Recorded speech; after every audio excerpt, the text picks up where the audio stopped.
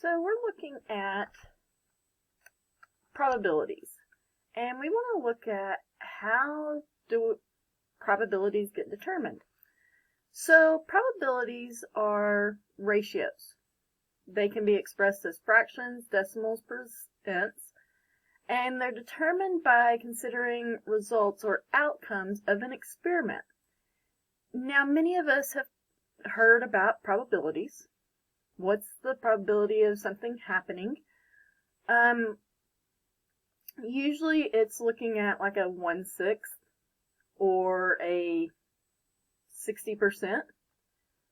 One of the probabilities that we look at the most is probably forecast. Percent chance of rain. Things like that. That's a probability. Something happening. Now, an experiment is an activity whose result can be observed and recorded.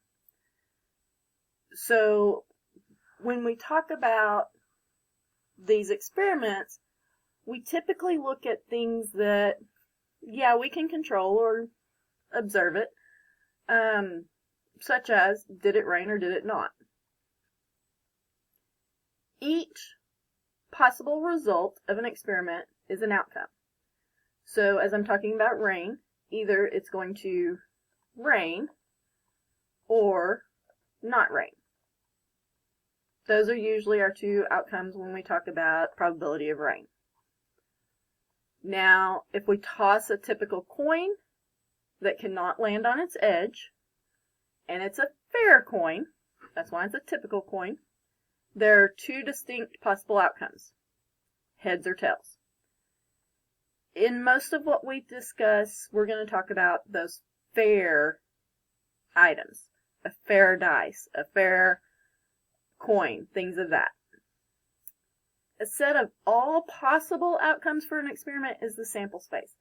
So when we're talking about sample space, think of every possibility that can happen. So when we look at just forecast or anything, that could be rain, fog, sunny, cloudy, stormy, all of those possible things, okay? The outcomes in the sample space cannot overlap, though. So, like, if we toss a coin, heads, tails is our sample space.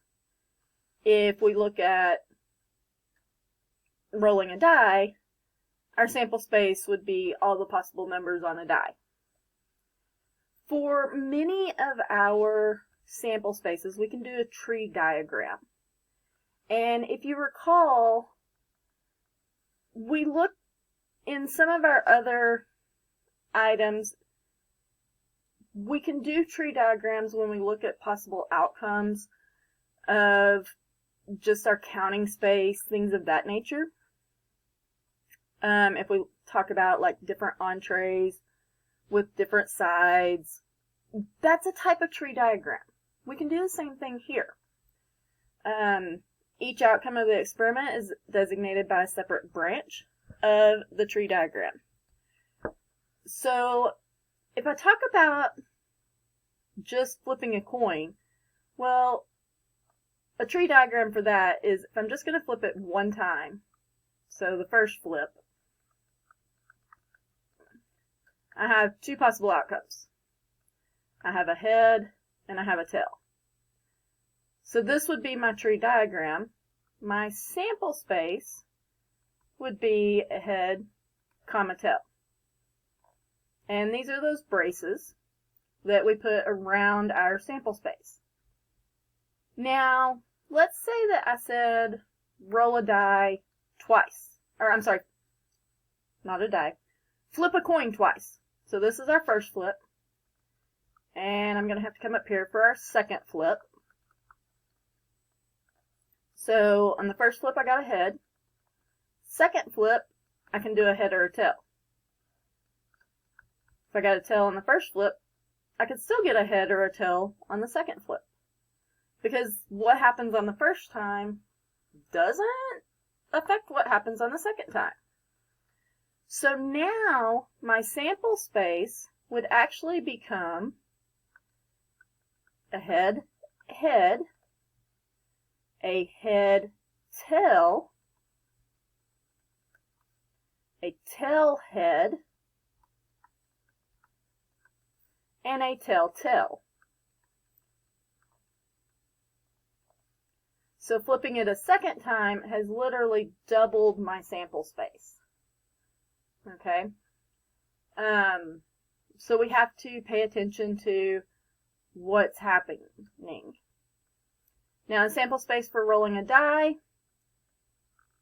well, we look at how many sides are on a die, what the possible outcomes are. On a normal die, our possible outcomes are 1, 2, 3, 4, 5, not another 4. Let's go back. That should be a 5 and a 6. So these are just our sample spaces. Now, when we talk about an event is just a subset of our sample space. It means what I could get out of this whole sample space. So one event of this sample space of rolling a die would be rolling an odd number. So this is the sample space of this event. I could also have the event of rolling a number that is greater than 2. And so the sample space there, any number greater than 2, would be 3, 4, 5, and 6. This would be another event. I could have rolling an even number. Well, that would be 2, 4, and 6. I could have rolling a prime number.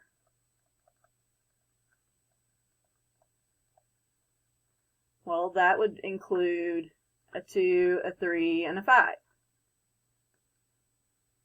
So some of our items in our sample space can be in multiple events. Okay?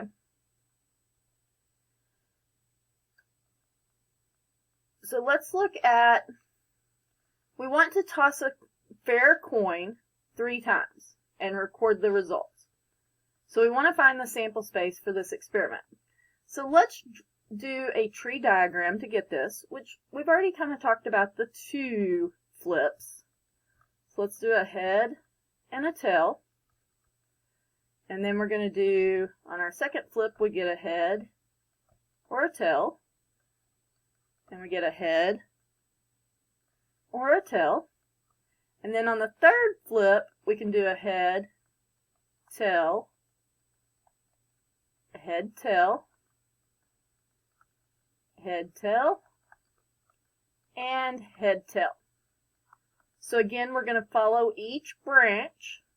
So we go here. So we have a head, head, and head. Then we have a head, head, and tail. Then we have a head, tail, and head. A head, tail, tail.